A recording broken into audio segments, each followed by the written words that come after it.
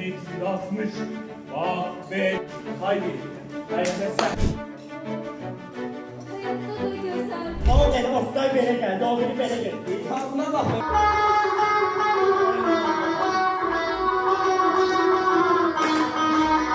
Ne olduğunu bilmiyorum. O bir kişidir. Fantasına da yaraşır ki Oktay. Bizim talantımız yoktursa gelsin talantlar bu insanı. Tapılacaktır.